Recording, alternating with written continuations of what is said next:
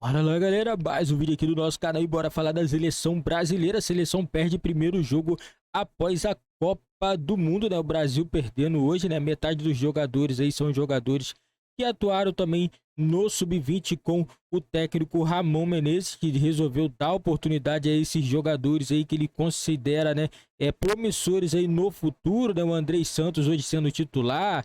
Tivemos também o Rony, né? O Rony hoje foi titular da seleção brasileira. Para mim, esses jogadores, Andrei e Rony, não souberam aproveitar as oportunidades que tiveram hoje, né, de ser titular. O Andrei não vem jogando bem no Vasco, o jogador ficou um tempo parado e está muito longe do Andrei que jogou, né, em 2022 com a equipe do Vasco e também que jogou com a seleção Sub-20, né? É um jogador que tem muita qualidade, muito potencial, mas ainda não conseguiu mostrar todo o potencial nesse ano de 2023, mas é um grande jogador. Acredito que futuramente vai brilhar muito ainda com a camisa da seleção brasileira, né? E outra coisa também, o Rodrigo não tem como ocupar a posição do Neymar, não rende, sempre quando ele entra aí desse jeito, não rende. Na Copa do Mundo foi assim e hoje no amistoso, mais uma vez, ele mostrou que não tem como ele ser esse jogador camisa 10 da seleção brasileira. Eu prefiro ele caindo mais pelas beiradas aí do campo. E vamos acompanhar aqui, galera, mais um trecho aqui do Linha de Passe falando tudo sobre esse jogo da seleção. A seleção perdeu por 2-1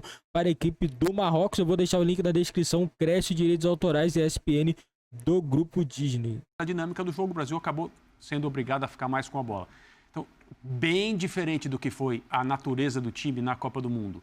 Acho que é normal um estádio desse, com tanta gente assim, uma ocasião como essa, e o tipo de atacantes que a seleção marroquina tem, acho que justifica. Não é uma cutucada na seleção brasileira, muito menos no seu treinador, que o Brasil não teve capacidade de ficar mais com a bola do que os marroquinos, que praticamente só se defenderam nas fases mais agudas da Copa do Mundo, e o time que estava em campo hoje era o mesmo.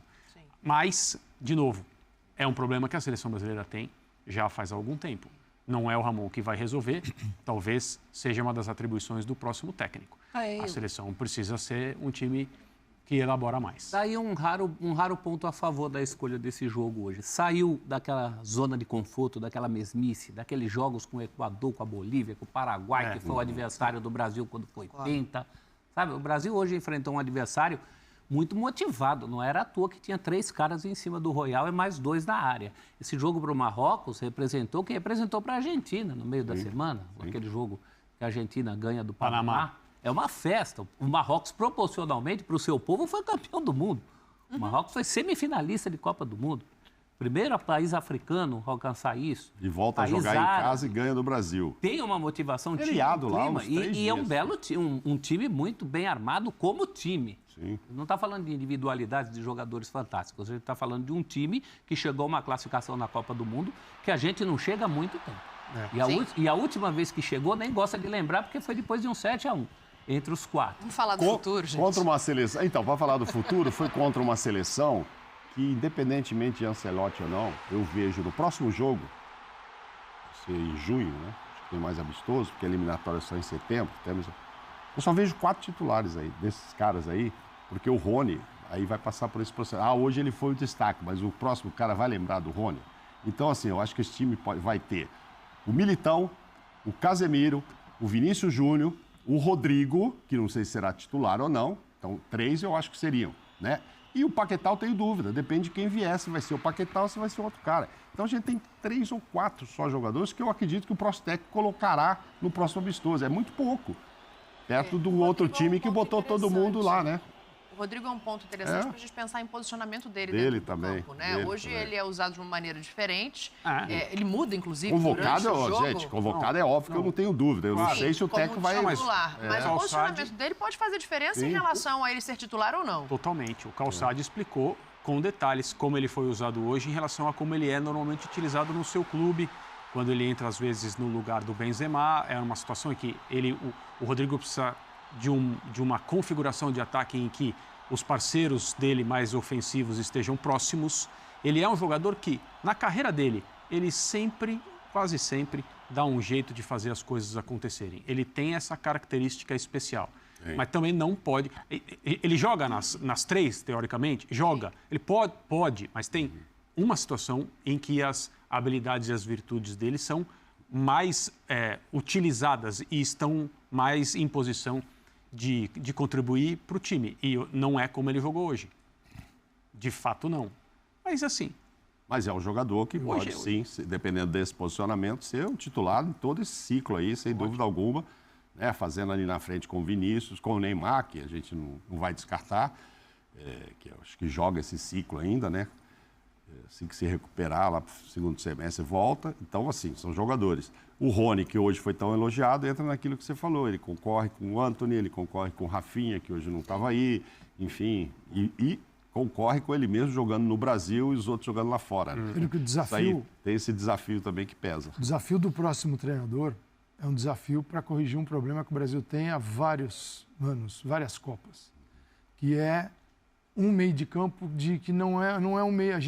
Nós escalamos e produzimos setores no meio de campo que não são de imposição técnica. A gente tem essa história, tem essa possibilidade... Porque é o seguinte, o Neymar não é um nome que está fora da seleção. O Neymar estará em qualquer projeto de qualquer treinador. Então, é um jogador de qualidade altíssima, tem que conversar com ele, né? Mas... A menos que ele não queira, mas né? ele vai querer. Eu acho que vai querer e vai estar. E o meio de campo, nós perdemos isso. Nós perdemos. Pode voltar a seleção para trás. É um meio de campo, talvez com esses mesmos jogadores. Não é que o treinador ele vai ter que inventar um jogador, pode aparecer no futebol brasileiro. Mas... com os jogadores que nós temos, pode ser o Paquetá, pode ser o Bruno Guimarães, que é um jogador que sentiu um pouquinho o peso da Copa, mas é um jogador que é para este período, para a evolução. Jogar mais pelo meio e menos pelas Neymar. pontas. O que aconteceu? A gente passou a produzir tantos jogadores para os lados do campo, no 1 contra 1 que a gente chama, os dribladores, que são bem-vindos e necessários, não vão deixar a equipe, que um jogo de posse, no Brasil tem mais posse, é uma posse que usa muito pouco o centro para trabalhar o tempo todo pelo lado. E é preciso variar. Trabalhar pelo lado quando é necessário e quando a jogada, o time, o jogo, a situação pede. Mas também controlar o centro do campo com uma capacidade técnica que poucos países têm no mundo e o Brasil tem. Então, eu ouvi você dizer isso na transmissão e eu me lembrei do gol contra a Croácia. Paquetá com o Neymar. Que é uma exceção a isso. Exato. Raro. Eu me lembrei daquele gol que é uma tabela por dentro. Não pode ser exceção. Não poderia ser exceção. Para quem vem lá de um passado, tanta gente habilidosa no meio. Na eliminação, né? Aquele gol é bonito e é em cima disso que ele está falando. Pelo menos teve um trabalho ali do meio, né? Exato. Não veio da ponta, não foi um cruzamento. Para utilizar os lados, muito do que sai do jogo pelos lados nasce no meio. Claro. Nasce em você trabalhar bem no meio. E até da tua capacidade de atrair o adversário e aproveitar os espaços. O que eu estou dizendo não é uma questão de... é um meio de campo que só vai tocar bola. Não é. O jogo ele te impõe várias situações e momentos diferentes. Tem aquele jogo que você precisa de um passe mais longo, vai ter. O Brasil tentou isso. O Marrocos subia, jogava nas costas, funcionava. Mas em alguns momentos, o passe mais longo? Vai ter. Você está na fase ofensiva, o adversário está todo instalado lá dentro da área dele, você tem que circular a bola e não só ficar batendo ou jogando no lado para cruzar. Deixa eu fazer uma pergunta. Então é preciso desenvolver o jogo. Você acha que o Paquetá ele acaba sendo muito o símbolo dessa falta de jogo no meio-campo? Porque eu vejo o Paquetá muito criticado em rede social, porque acompanha a seleção brasileira, e eu acho que ele tem potencial para entregar mais do que ele entregou nessa Copa e até no jogo de hoje. Talvez seja uma mudança também de posicionamento do entorno dele ou não? O Paquetá em si pode evoluir e está devendo na seleção? As duas coisas, Dani, assim, mas uma impacta na outra. Se o entorno está muito bem construído, o jogo dele vai ser superior. Só imaginar que um jogador faça isso, ele não foi bem. Eu acho que o Andrei, por ter 20 anos, saiu da seleção sub-20 e botou a camisa da principal, foi melhor que ele. Ele tem mais história. Mas é uma construção coletiva. Então, o Brasil... A gente precisa parar aqui no Brasil só de fazer lista. A gente só faz lista. A lista é boa, a lista é ruim. A gente não olha qual é o produto dos caras que estão lá dentro de campo. O produto não importa, o que importa é a lista. Tem no meu time, não tem no meu time. Esse merece, esse não merece. Uma seleção pode ser feita também de jogadores que a gente aqui concorde que não são um jogador escolhido não é o melhor da posição dele ou da função dele. Mas ele é aquele que melhor entrega na seleção para o projeto coletivo. Pode ser assim. Você pegar a seleção argentina campeã do mundo, você não tem 11 estilistas. Você tem o Messi, você tem o Enzo Fernandes, você tem o Lautaro, você tem jogadores e uma composição de caras que entenderam que o piano precisa ser carregado. Mas para isso você precisa definir o projeto antes, né? Então, é uma construção de todos. E não é só na escolha do treinador. Fica uma impressão muito ruim que acabou o ciclo do Tite e ainda não se encontrou o que ele chamava de ritmista. Não em termos de nomes, como diz o Calçade, mas alguém que seja quem for, que dite o ritmo, que ajude nisso, que faça disso, que era, por exemplo, o meio-campo da Alemanha, que a Dani não gosta de lembrar, que tinha todo volantes, né? Era um meio-campo composto por todo volantes.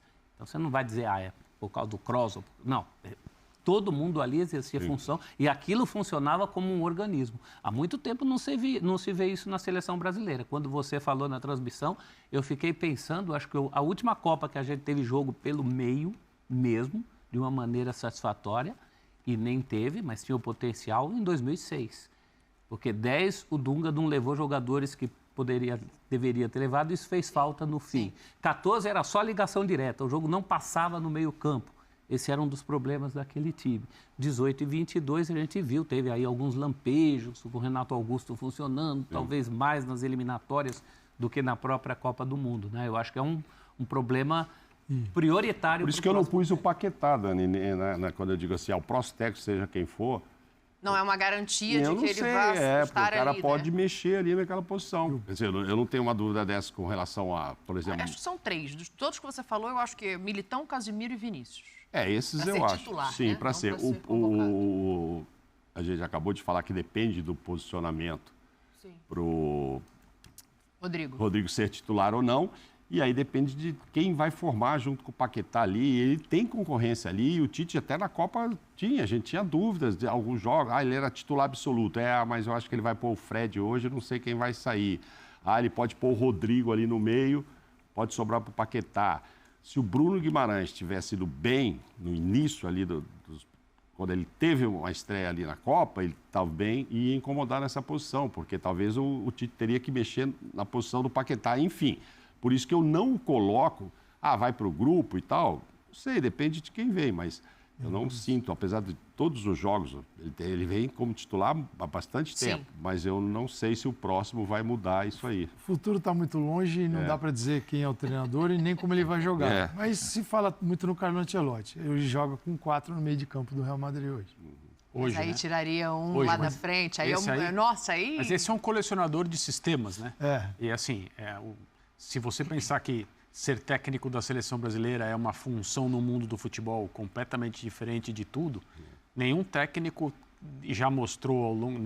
provavelmente nenhum mostrou ao longo da sua vida no futebol tanta capacidade de adaptação quanto o Ancelotti. Se você pensar, os presidentes / donos de clubes com os quais ele já trabalhou, e bem, é um negócio impressionante, né? Berlusconi no Milan, foi técnico da Juventus com o Zanielli, trabalhou com Roman Abramovich no Chelsea, Florentino Pérez em várias ocasiões, trabalhou no PSG com os árabes donos desse novo rico do futebol, Bayern de Munique, que é uma estrutura diferente comandada por ex-jogadores. Então esse cara, o Everton, eu acho que aí é algo distinto, né? E ele talvez... Galera, é isso aí, seleção brasileira perdendo na estreia, né? Começando mal, né? É o que eu tinha dito já em outros vídeos, né? Boa parte desses jogadores que foram convocados para a seleção brasileira, quando assumiu o novo técnico, nem devem ser lembrados. Todo ano é assim. Quando inicia novo ciclo, vários jogadores são chamados, é a primeira vez do jogador, e depois eles são esquecidos. É assim que acontece. Muitos jogadores que jogaram a última Copa, muita gente está falando, esses jogadores não vão ser mais lembrados. Aí, quando volta mesmo a convocar, esses jogadores voltam a aparecer na lista da seleção. Para mim, os jogadores que firme na seleção, Casemiro, Rodrigo, Vinícius Júnior e Militão, esses 4 para mim, o Everton também, né, o Ederson também, esses jogadores aí são certos na seleção brasileira, mas muitos desses outros jogadores não vão ser nem lembrados, muitos não vão ser nem mais convocados. Isso daí acontece mesmo. quando é primeira convocação, dão muitas oportunidades, mas depois não chama mais. Independente do jogador jogar bem ou mal, ele não é mais convocado. Infelizmente, a seleção é dura, é assim que acontece. Os jogadores que estão fora do Brasil, eles têm muita mais visibilidade no ver, né, do técnico, né? O técnico acha que por jogar na Europa é melhor, a competição lá é melhor, então tem que convocar jogador da Europa e assim vai continuar acontecendo, vai ser com técnico brasileiro, com técnico estrangeiro, né? E é só o primeiro jogo, a seleção brasileira jogando com muitos jogadores que estrearam na seleção brasileira, seleção do Marrocos muito superior à seleção brasileira, uma seleção que chegou à semifinal de Copa do Mundo. Então é isso aí, galera, a seleção brasileira ainda vai se reconstruir, ainda vai chegar um novo técnico, né? E agora é só aguardar para ver como que vai atuar a seleção daqui para frente no próximo ciclo. Para mim, a seleção brasileira só vai começar a jogar para valer quando chegar um novo técnico, porque o Ramon não é técnico da seleção brasileira, ele é técnico do Sub-20, tá fazendo esse trabalho aí, quebrando o galho da seleção brasileira, galera. Essa é a minha opinião aí. Esse foi mais um vídeo aqui do nosso canal. Vou ficando por aqui. Valeu, fui. Nos vemos aí no próximo vídeo.